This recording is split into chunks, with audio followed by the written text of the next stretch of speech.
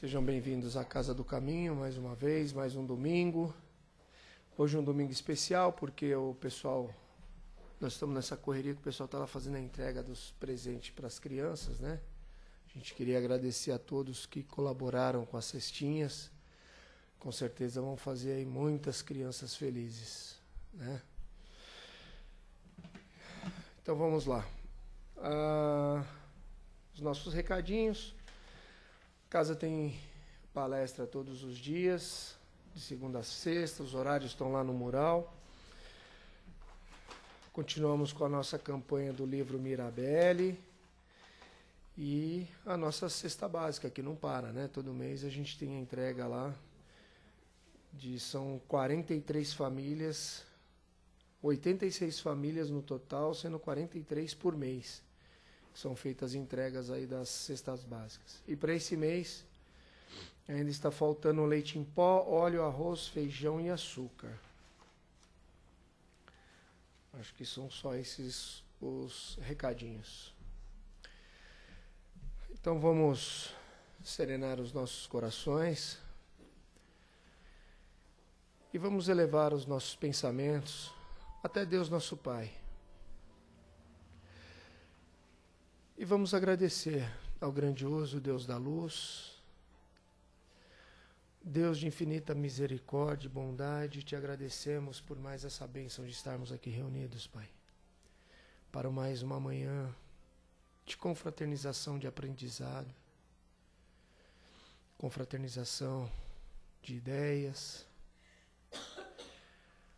onde os nossos amigos espirituais aqui presentes nos prepararam esse ambiente com tanto amor e carinho, e que cada um que ao entrar pelo portão de entrada foi recebendo as bênçãos e a sua luz, Pai. E cada um saberá fazer o bom uso desta luz durante toda a semana.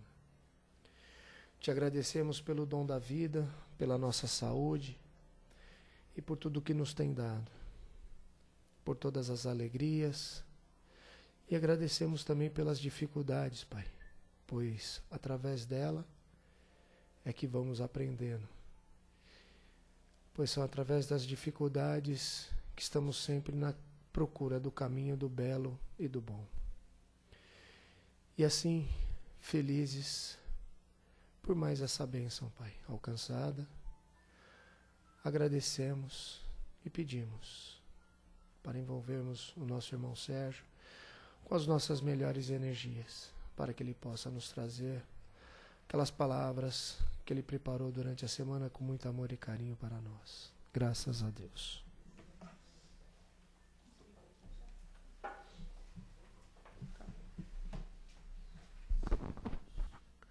Para dar um ventinho aí? É isso? Pode. Quer dizer... Quer ligar o de lá também? Melhor. Está calor aqui. Bom dia a todos aí. Tudo bem? Hoje está alto, hein? Tá bom o som aqui. Vai ver que é isso, né? Tô meio Cid Moreira, né? Boa noite. Bom, gente, o tema de hoje vai tratar do hoje, do presente, o enquanto isso.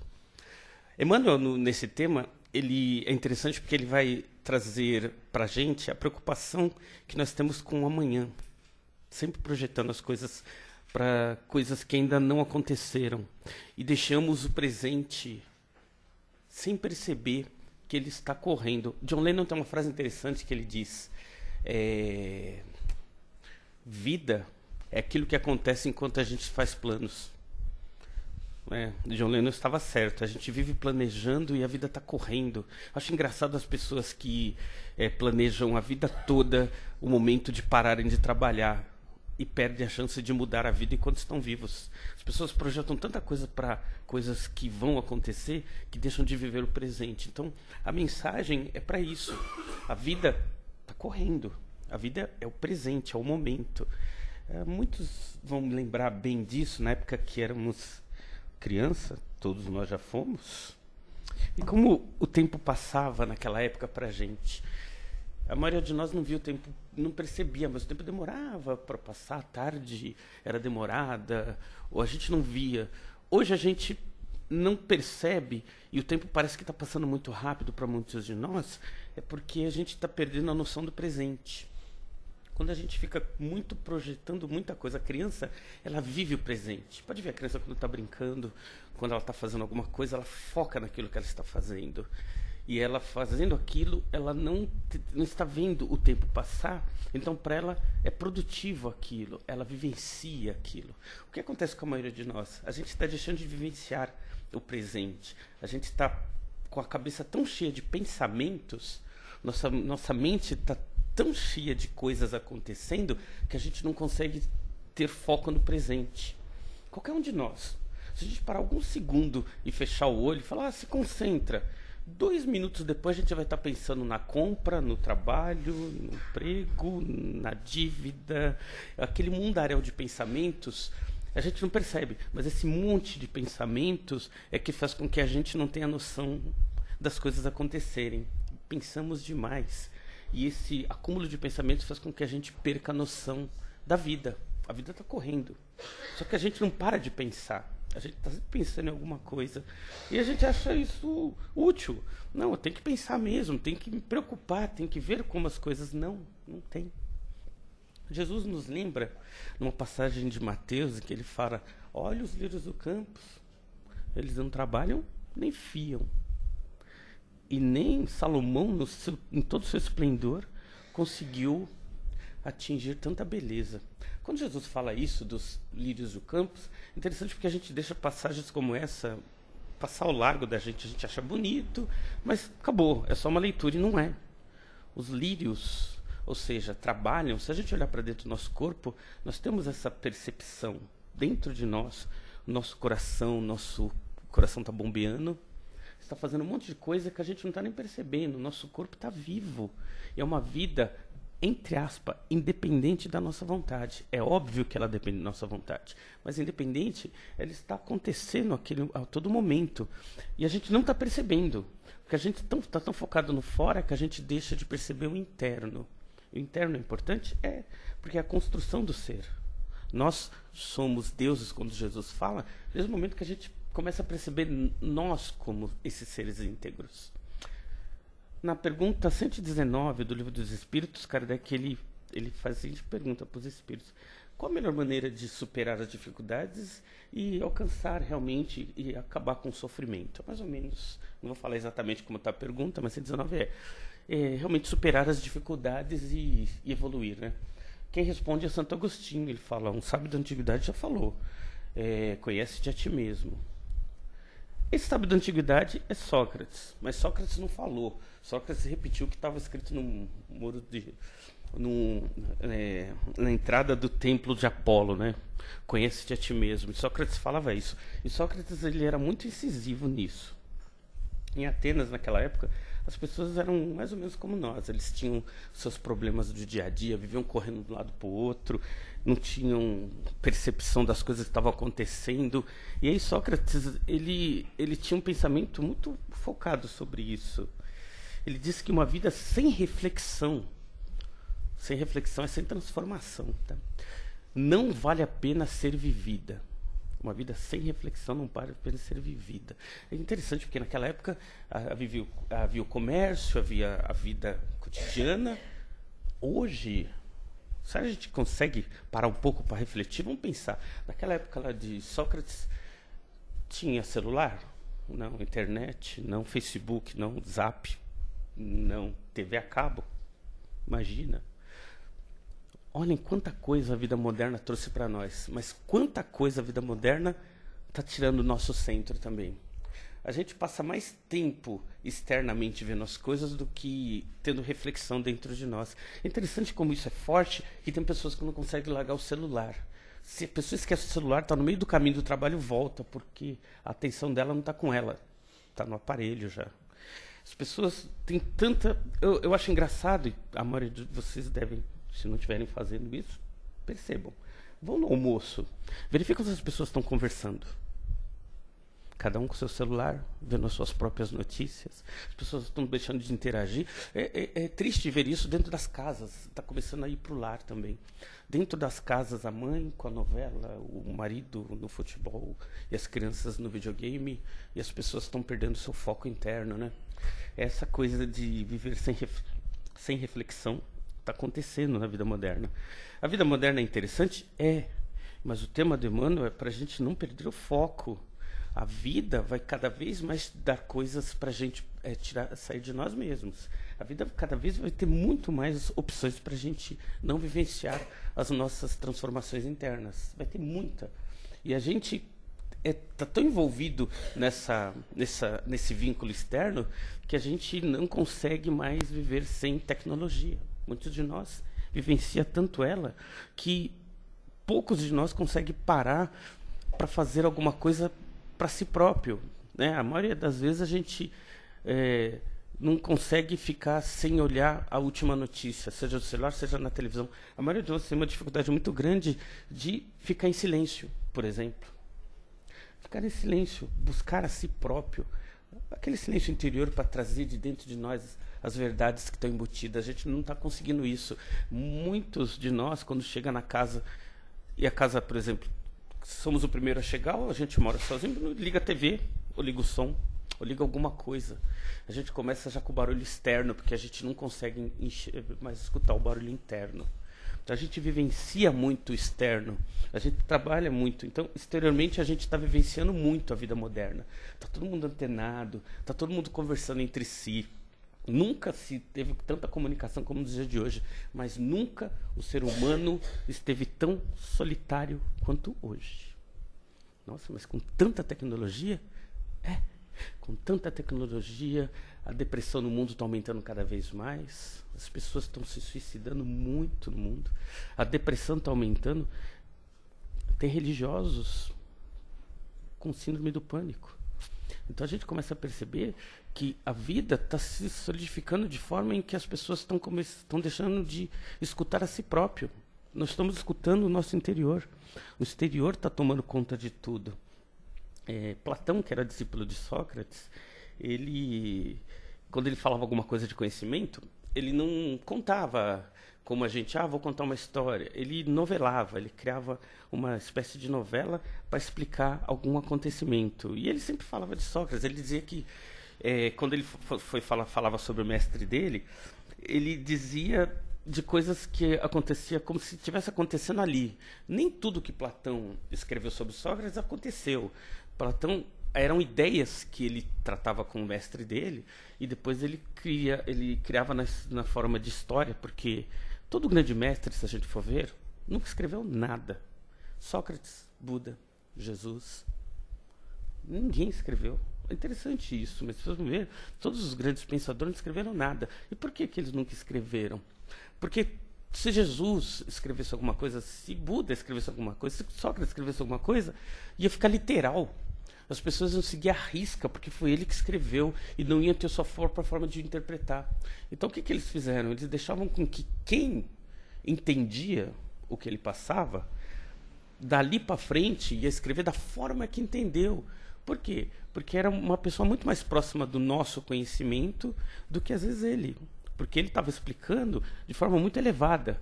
Mas o discípulo, aquilo que o discípulo conseguisse captar, conseguia passar. É por isso que Jesus falava aos discípulos, para que a interpretação dele chegasse para nós, não o que ele escreveu, porque o que se escreve fica na pedra. É isso. E Jesus não queria isso, ele queria que realmente a gente trabalhasse o conhecimento. E Platão, ele escrevia isso, ele dizia que Sócrates, nos devaneios dele, não que ele devaneasse, mas era como se ele só que foi revoltado com a situação de Atenas, porque as pessoas não percebiam que a vida estava passando e não passavam, não criavam transformações interiores. As pessoas sofriam dia a dia, ficavam lutando contra as coisas que não conseguiam mudar, mas não se modificavam. Então Sócrates ele ficava inconformado com isso. Nos dias de hoje a gente vai ver isso muito próximo de nós. Pouquíssimos de nós, com mais que tenha conhecimento, esteja antenado, está se observando, se olhando. Napoleão Hill, que foi um escritor americano muito famoso na época da Depressão Americana, ele escrevia que naquela época as pessoas estão pensando demais. Ele escrevia: o excesso de pensamentos faz com que as pessoas percam o foco. O que é perder o foco? Deixar de perceber a vida. Por exemplo, conversar com a família, jantar, almoçar, tomar um café, pensar. Coisas simples. A maioria de nós já não faz mais isso. A pessoa vai lavar a louça, mas já não está com o pensamento na louça, está com o pensamento em outro lugar. A pessoa está dirigindo, mas não está com o pensamento na direção, o pensamento devaneia. Então a gente, hoje, o ser humano atual, devaneia muito mais do que age na vida. Feito um estudo, os americanos eles começaram a perceber que isso estava acontecendo com tanta ênfase no mundo que eles começaram a pesquisar quanto tempo nós realmente percebemos a vida. Ele fala que do momento que a gente acorda até o momento que a gente dorme, a gente percebe a vida 20%. 80% do nosso tempo ativo está em devaneio. A gente fica devaneando, pensando na dívida, no emprego, na mulher, no homem, em coisas que não tem nada a ver com o que a gente está fazendo naquele momento. Se a gente passa 80% do nosso tempo devaneando, como é que a gente consegue se transformar? E essa foi a pergunta de Kardec para Santo Agostinho. Ele falou: tudo bem, Santo Agostinho fala, como um sábio da antiguidade falou, conhece-te a ti mesmo, e Kardec naquela época sabia dessa dificuldade. Falou: como é que eu consigo me conhecer? E aí Santo Agostinho completa a resposta, né? Faça como eu fiz. No final do dia, e Santo Agostinho é muito esperto, né? Porque naquela época já era difícil as pessoas perceberem o momento da vida. Então, se está difícil eu conseguir perceber o momento que a vida está passando, vai no final do dia e começa a verificar, passar em revista o que foi feito. Eu tratei bem as pessoas? Tratei mal? O que eu fiz de bom? O que eu fiz de mal? Então, nesse momento, quando ele está passando em devaneio, ele está refletindo. Ele começa a refletir sobre como ele passou aquele dia, aquele momento. A transformação vai acontecer naquele momento? Não. Mas a gente começa a perceber naquele momento coisas que a gente faz e não percebe. Eu tratei bem, eu tratei mal e nem percebi. Fiz coisas durante o dia que no meio do momento eu estava sem a atenção naquele momento e nem vi. Não vivenciei aquilo. E isso é importante porque só vai gerar transformação quando a gente começar, primeiro, perceber o que foi feito. Segundo, começar a tomar atenção na vida. Começar a perceber a vida. Começar a perceber os momentos. Se a gente perguntar para as pessoas: o que você quer da sua vida? Muitas pessoas vão falar: eu quero ser feliz, eu quero felicidade. E é um conceito meio abstrato, felicidade, né? Felicidade não deveria ser o objetivo, porque não existe objetivo. Eu quero ser feliz. Não existe, isso não existe. Ele como objetivo, não. Felicidade deveria ser estar coerente, equilibrado no momento presente. A felicidade, no momento que a gente põe esse conceito para alguma coisa que a gente quer alcançar, a gente nunca vai alcançar isso. Felicidade, eu quero ser feliz, eu quero conseguir. Então a gente joga alguma coisa, no entanto, a gente deveria trazer para o nosso momento presente. Ser feliz hoje, perceber a vida hoje e viver o melhor que eu puder hoje. A felicidade não deveria ser algo que eu quero alcançar. Até porque ser feliz, muitos de nós alia sempre a isso, a ter bens. Como a gente vive na vida material, ter bens materiais. Se eu tiver bens materiais, eu vou ser mais feliz. Buda, ele nos ensina que o excesso de pensamentos, naquela época, Buda já sabia disso, é a origem do sofrimento. Por quê? Porque a gente não percebe o que pensa, não percebe como nossos pensamentos e sentimentos agem. De vez em quando a gente está feliz, de vez em quando a gente está infeliz, a gente acorda com o pé esquerdo e direito, dependendo do dia da semana, e não percebe. Olha a falta de observação que a gente tem de nós mesmos. A gente fica de mau humor e não percebe. A gente acorda de mau humor e não sabe por quê. É o nosso pensamento que está ativando sentimentos e lembranças do passado e do presente. Como a gente não tem o presente sintonizado, os sentimentos vêm. A gente, hoje eu não estou bem. Mas a gente nem sabe por quê. Não reflete. Hoje eu não estou legal. Por que não está legal? O que aconteceu? Olhou para dentro de si para saber por que naquele momento veio esse ímpeto de infelicidade daquele dia? Não. A gente simplesmente vive através do fato. Se a gente for pegar, por exemplo, um animal irracional, o ser humano raciocina. Mas se a gente pegar um animal irracional, qualquer um, a gente até entenderia que ele não pensa, então ele age de acordo com o instinto, mas nós, a gente, no final das contas, está agindo como instinto, porque a gente vem o sentimento, vem aquele pensamento, vem alguma coisa que nos tira do centro e a gente simplesmente não reflete sobre aquilo, a gente vivencia aquilo. Ah, se eu estou sofrendo, então hoje não está bom. Um exemplo claro disso é como a gente percebe as pessoas. Como é que a gente vê as pessoas na nossa frente? Normalmente, nós queremos que o mundo, as pessoas e as coisas sejam basicamente aquilo que a gente traz dentro de nós. Então, se eu tenho um aspecto de como um ser humano é, se eu olhar para qualquer um, se de alguma forma ele não refletir aquilo que eu acredito, eu já não vou com a cara dele ou dela. Não fui com a cara de fulano. Mas não é porque ele é bom ou mal, é porque ele não reflete aquilo que eu trago de ser uma pessoa boa ou má. Então a gente sempre fica julgando o outro baseado não no que ele é, mas no que a gente quer que ele seja. Então a gente vê o mundo dessa forma. A gente quer que o mundo seja a nossa imagem. Ora, vamos pensar. Se a gente olha para o mundo e quer que o mundo melhore, é porque a gente dificilmente vai se modificar. E a grande verdade é essa. O mundo é o que é porque nós vivemos num mundo de expiação e prova. Muitos de nós se esquecem disso. São espíritos ainda em processo de transformação que estão aqui no mundo. No mundo. Quando nós vemos a nossa política e o que está acontecendo no mundo, não só no Brasil, mas em várias partes do mundo, isso é reflexo dos espíritos que estão encarnados nesse mundo. Ah, mas amanhã vai aparecer alguém que vai ser um espírito igual a qualquer outro, que está em processo de transformação, que está vivenciando as dificuldades e que muitas vezes vai se deixar levar pelo mundo porque é um espírito como qualquer um de nós. Ah, mas então vai mudar? Não vai. Nós estamos no mundo aqui para nos mudar. Ah, mas vamos ter que mudar o mundo? Sim. Na medida do possível, a gente lutar para mudar o mundo. Mas antes, a gente não pode esquecer de se modificar. A gente vive num devaneio de pensamentos, mas a gente vive pensando demais sobre como a gente muda as pessoas. Um exemplo claro de como a gente vive o externo e não o interno é bem simples. A gente conhece melhor a vida do outro do que a nossa.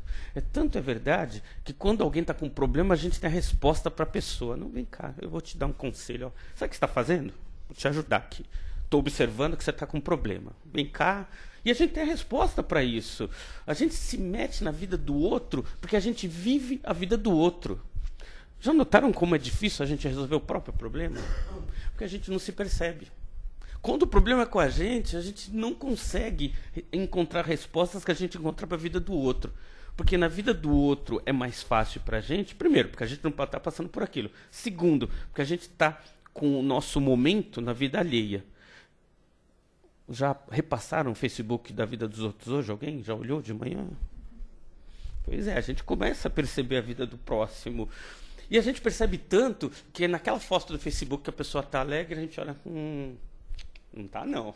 Porque a gente percebe o outro. A gente sabe o que o outro está escondendo por trás.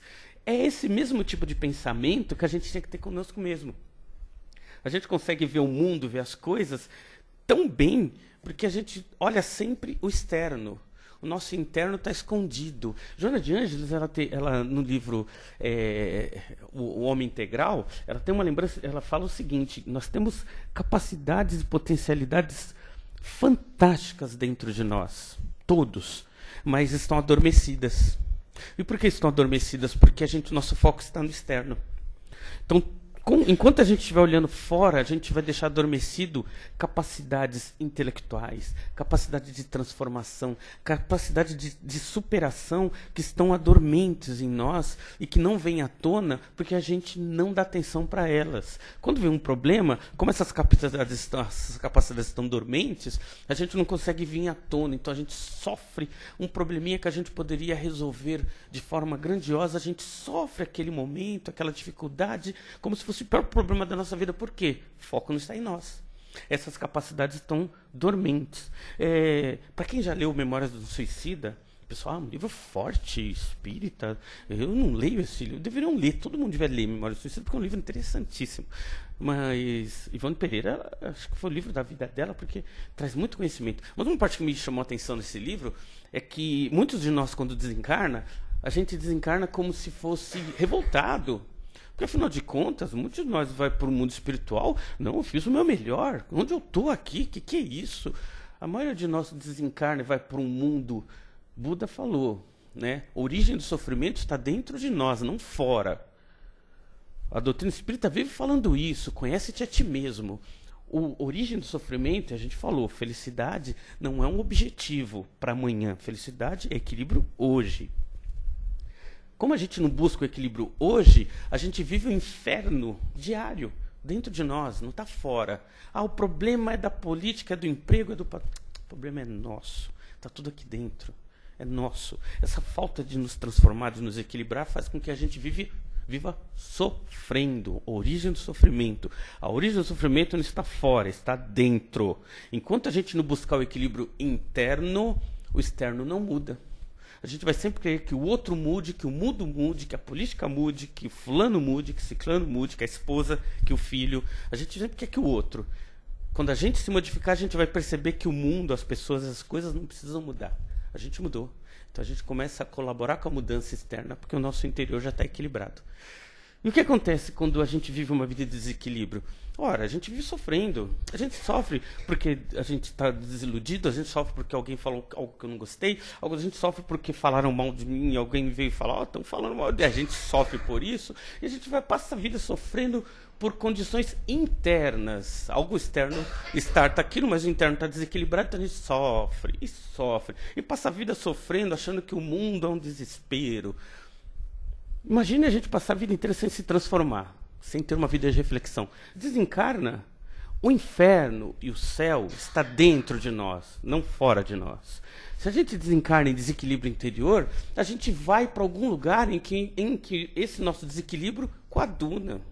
Não dá para colocar pessoas desequilibradas num lugar de pessoas que já atingiram um determinado grau de equilíbrio. É a mesma coisa, pegar uma pessoa sã e colocar dentro de um lugar que só tem pessoas loucas, não dá. Assim como pegar pessoas que estão totalmente insana e colocar no lugar de pessoas totalmente equilibradas. Não combina. Essa pessoa insana vai sofrer no lugar de equilíbrio, assim como uma pessoa equilibrada sofre no lugar de desequilíbrio. Nem tanto, né? Dizem que um espírito elevado, ele consegue viver muito bem em lugar de desequilíbrio, porque é o equilíbrio interno dele, e ele não consegue se contaminar com o exterior. Mas como nós não chegamos lá, ainda estamos no caminho. Se a gente desequilibra com dificuldades, a gente vai para o mundo espiritual em dificuldade. Mas eu não vejo isso. Como é que eu posso estar nessa situação espiritual se eu vi tanto? Poxa, eu fui espírita a vida toda, fui católico, fui evangélico, fui qualquer religião que eu seja, segui os preceitos básicos. E a gente acha que seguir o preceito básico é basicamente, eu não fiz nada de mal. Não fiz nada de mal, então vivi uma vida boa. Mas e a transformação? E o equilíbrio que a gente deixou de fazer durante a nossa vida toda? Passamos a vida em branco. A gente passou a vida sem gerar em nós esse equilíbrio, essa busca interior que a gente precisa. É o que acontece. Vamos para o lugar em que aquele desequilíbrio é normal. Vamos encontrar um monte de pessoas igual a gente. E a gente não vai gostar do que vai ver. Porque a gente vai ver se espelhado em outros. Então, vamos ver pessoas mostrando para nós exatamente aquilo que nós somos e não queremos ver. Por que a gente não quer ver? Porque a gente não se olha. Então, vamos dizer, mas não, alguma coisa está errada. E lá no Memórias do Suicida, tem uma das passagens interessantes, tem um espírito revoltadíssimo, porque se suicidou, porque achou que o mundo era muito ruim para ele, ele era uma pessoa muito melhor do que aquele mundo, então ele se suicida e vai revoltado para o mundo espiritual. E não consegue receber orientação nenhuma. Porque, afinal de contas, orientação de quem? Eu não fiz nada, eu só me matei. Aí lá no mundo espiritual tinha um equipamento lá que eles mostraram lá, que a jornalista descreve, em detalhes inclusive, que traz as reminiscências de tudo aquilo que a gente deixou de fazer na nossa vida. E vem pesado, né? E mostrou que quando colocava um aparelho, a pessoa vinha essas reminiscências de coisas que ele fazia inconsciente, sabe? Maltrato, maus pensamentos, tudo que a gente vai deixando no caminho e não vai percebendo, porque a gente não está percebendo a vida passar, né? Lembra? Pensamento demais, 20% de consciência, 80% de inconsciência, e a gente vai levando a vida achando que está fazendo as coisas certas, e a gente vai levando, deixando um rastro de sujeira em tudo que a gente faz e nem percebe. E nem percebemos. Por que a gente não percebe? Porque não tem consciência. Então a gente vai fazendo um monte de coisa errada e não tem consciência dessas coisas erradas que fizemos. Santo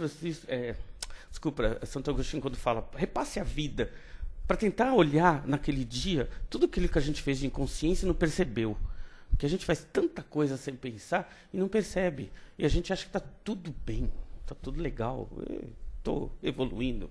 Na próxima vida eu vou nascer na Suíça, porque lá é um lugar bom, melhor que o Brasil, provavelmente. E a gente vai pensando isso, né, criando até planos para outra vida, nem para essa mais, né, para a próxima já. E nesse tratamento vem as reminiscências e vem com um grau de pureza tão grande que ele começa a ver as coisas que ele fazia, mas eu fiz isso? Fez. Mas como é que eu não percebeu? Porque eu não estava consciente disso. A gente vai fazendo coisas na vida sem consciência nenhuma. O budismo, a gente fala muito do budismo porque ele bate muito com a doutrina espírita em muitos aspectos. E lá, quando eles têm um treinamento que hoje no Brasil está sendo muito difundido na medicina, mindfulness, né? Que é perceber a vida. E eles têm uma meditação que agora os médicos estão fazendo e estão difundindo, por mais que as pessoas começarem a perceber as coisas, perceber a vida enquanto estão vivos, olhar a vida e começar a olhar a vida como uma criança.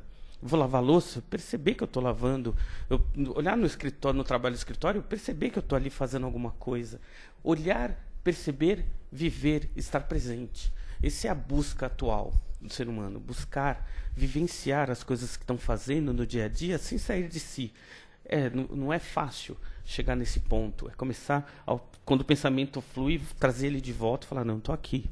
Eu vou começar a viver agora. Esse é o grande objetivo, começar a trazer a vida para as coisas atuais, vivenciar as coisas atuais. Eu fui até numa palestra de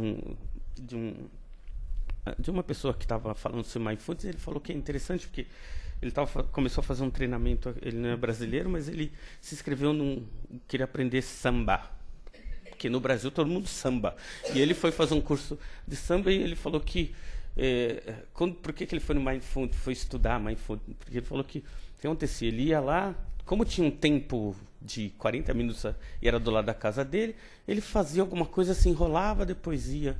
E ele se enrolava um pouco. Ele falou que 6 meses depois ele fazia tanta coisa na casa dele que ele não percebia que ele tinha que sair correndo da casa dele para ir no curso. Ele estava dando esse exemplo, porque ele falou que a gente faz isso dia a dia e não percebe. A gente tem compromisso, se atrasa. A gente tem coisas importantes para fazer e não faz. A gente vai se atolando de pensamentos e ações e as coisas importantes a gente vai deixando de fazer. Então a transformação é isso, é buscar a vivência, perceber a vida, olhar para o que a gente está fazendo naquele momento e perceber que a gente está fazendo, coisa que a gente não faz. Se a gente perguntar para qualquer um de nós o que a gente anda fazendo, quanto tempo a gente demora para almoçar, o que a gente comeu durante a semana, muitas vezes a gente não vai nem lembrar.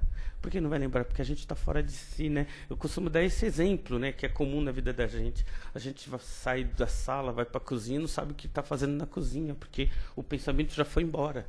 O que eu vim fazer aqui mesmo? É o pensamento. Ele vai embora porque a gente não está percebendo a vida. Então, o ideal é realmente trazer para dentro de nós essa capacidade interior de perceber a vida, de vivenciar. E mais importante que tudo, começar a se observar, começar a olhar para dentro de si. Buscar a transformação no presente, é um único ponto. O Dalai Lama ele fala o seguinte, durante o ano só tem 2 dias que não dá para se fazer nada, né, durante o ano, que seria impossível se fazer alguma coisa. Um se chama passado, outro se chama futuro. Né? Do resto, tudo é possível. E é verdade, né? A gente só consegue fazer alguma coisa no presente. Se eu quero melhorar meu futuro, presente. Se eu quero superar o passado, presente. Quero ter uma vida melhor, presente. Eu não quero perder as pessoas que são caras para mim, presente. Então, o presente é o único momento para a gente realmente mudar, gerar transformações. Jung, ele dizia uma frase que eu acho interessante para esse momento, que ele diz que toda vez que a gente olha para o externo, a gente está sonhando. Quando a gente olha para dentro, a gente desperta. Muita paz a todos. Alguém quer fazer algum comentário, alguma pergunta?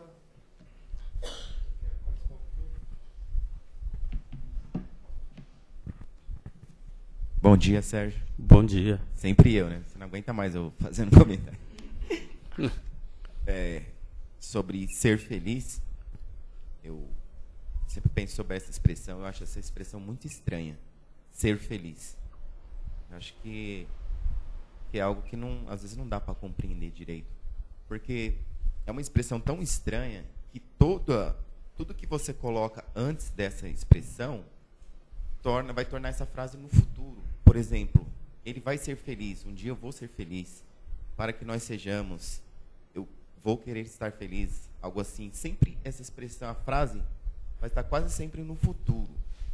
Mas quando a gente muda essa expressão de ser para estar, tudo fica mais fácil. Hoje eu estou feliz. Hoje eu estou feliz porque eu pude vir aqui à Casa do Caminho. Estou feliz porque está um dia de sol.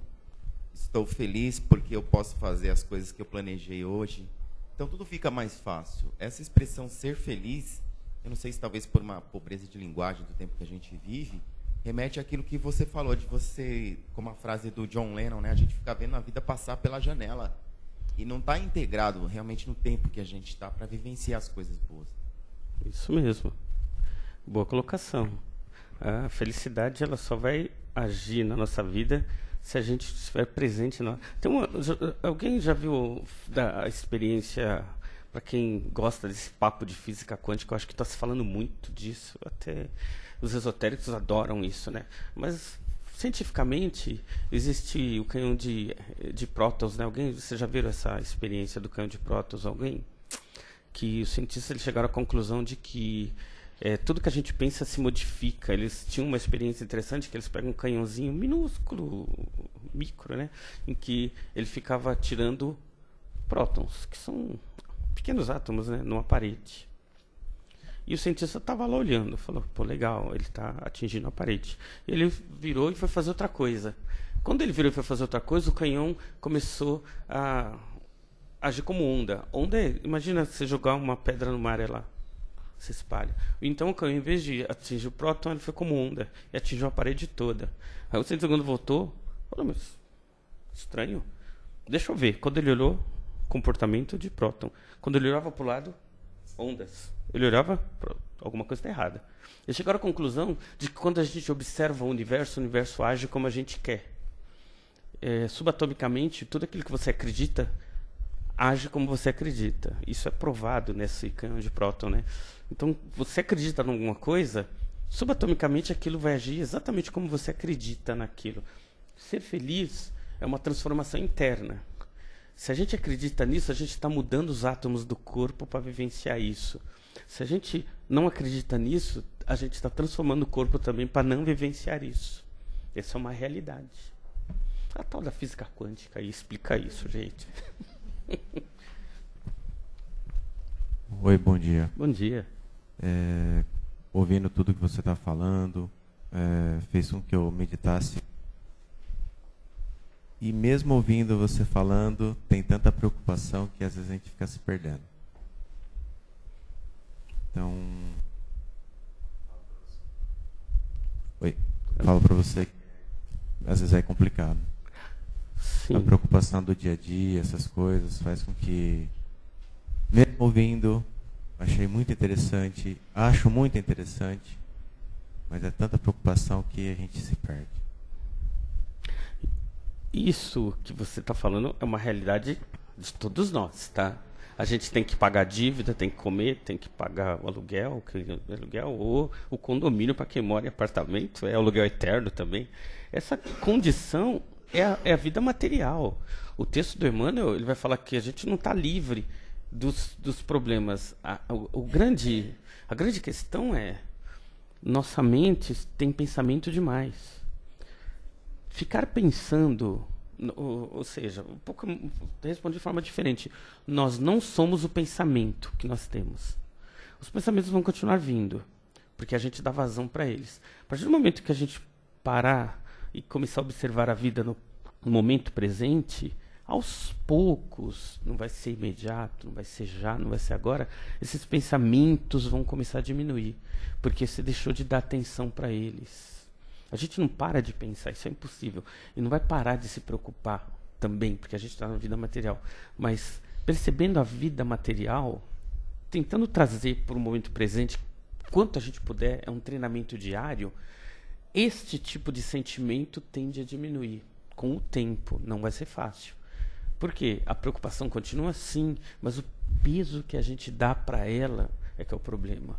As dificuldades vão vir, mas o peso, a dificuldade interna que a gente tem de superá-las, por não despertar em nós os mecanismos que existem em nós para superá-la, faz com que isso fique mais difícil. Então, perceber a vida, começar a viver um momento de cada vez, aos poucos, até que isso se torne uma realidade para nós.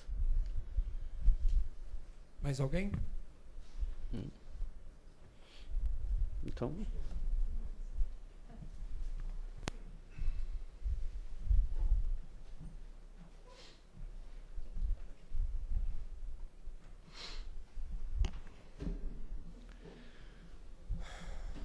Bom, temos muita coisa para refletir, né? Principalmente, fiquei pensando bastante aí no que o Sérgio falou sobre tecnologia. E esses dias atrás, eu estava numa praça de alimentação no shopping, como as pessoas acham solução rápido, né? Tinha um casal, mais um rapaz do lado, os dois rapazes conversando e a mulher no celular. E um bebezinho, não tinha 3 meses, no carrinho. O bebê começou se sentiu sozinho e começou a chorar. A mãe arrumou uma solução rápida. Abriu um tablet, botou no desenho, botou na frente do carrinho e o nenê parou de chorar. Aí a gente vê, né, que aonde a gente vai chegar com essa tecnologia, como que a gente está usando a tecnologia. Ela é muito boa, mas a gente precisa saber, como o Serginho falou, a gente precisa saber ponderar isso para não fazer com que isso tome a maior parte da nossa vida, né? Mas como as nossas tecnologias agora estão no bolso, estão guardadas aqui, vamos tentar sair daqui um pouquinho, fechar os nossos olhos e vamos caminhar um pouco, todos nós que recebemos uma bolinha de luz quando aqui entramos. Agora vamos sair pela rua e levar essa luz a todos os irmãos que encontrarmos. Vamos passar por aqueles que estão nas calçadas, nas ruas, em barracas, embaixo de pontes. Vamos abraçando esses irmãos e deixando um pouquinho dessa luz para eles também. Vamos dividindo essa luz com as criancinhas nos orfanatos, os velhinhos que estão nos asilos. E vamos levar a luz também a todos aqueles que estão sofrendo num leito de dor, seja por uma doença física ou psicológica. Vamos levar esta luz para aquele nosso companheiro que ainda não nos entende bem, que ainda não nos vê com os olhos do amor. Vamos abraçá-lo e deixá-lo com um pedaço dessa luz também. Vamos levar essa luz a todos os nossos familiares, a cada lar que passar pela nossa mente. Vamos iluminando esses lares com essa luz.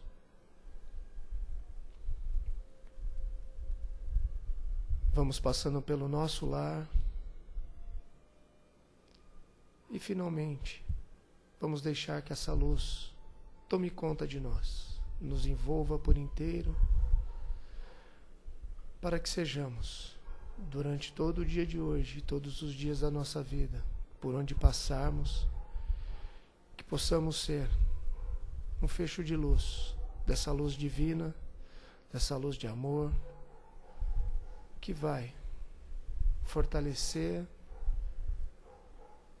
e abraçar a todos aqueles que passarem pela nossa vida durante todos os nossos dias. E assim, Pai, te agradecemos por mais essa bênção, por mais essa luz, pela glória de estarmos aqui, como falamos no início, confraternizando os nossos conhecimentos e o aprendizado. Que tenhamos uma semana repleta de luz, de paz e de muito amor. Graças a Deus. Agora nós vamos aos passes.